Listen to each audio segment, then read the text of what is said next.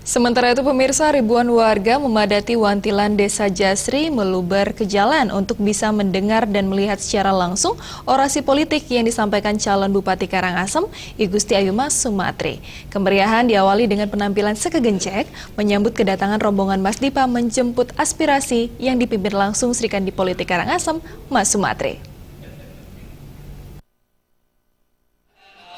Paket Mas Dipe yakni I Gusti Ayu Mas Sumatri Iwayan Artadipe maju sebagai calon Bupati Wakil Bupati Karangasem nomor urut 2 pada Pilkada Karangasem 2015.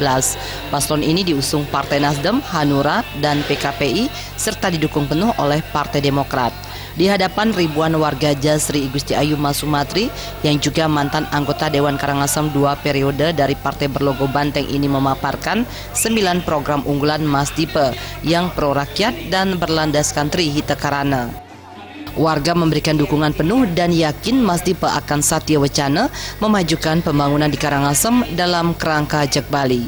Warga Jasri yakin duet I Gusti Ayu Mas Sumatri dan Artadipe dapat membawa Karangasem bangkit mengejar ketertinggalan dari daerah lain di Bali.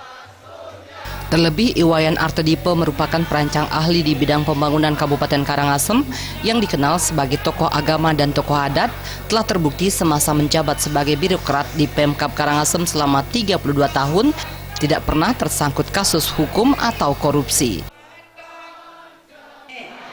1, 2, mulai. Semeton.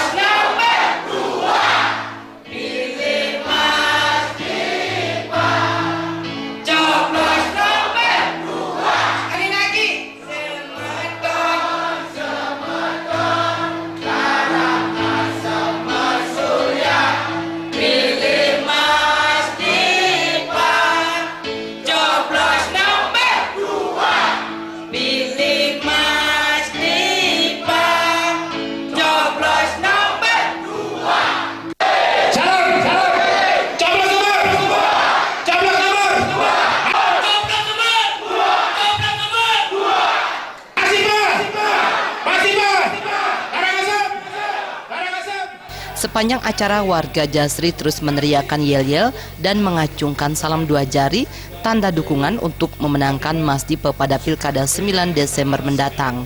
Kehadiran ribuan warga menjadi pembuktian bahwa Jasri tetap menjadi basis pendukung Mas Dipe. Tim Liputan.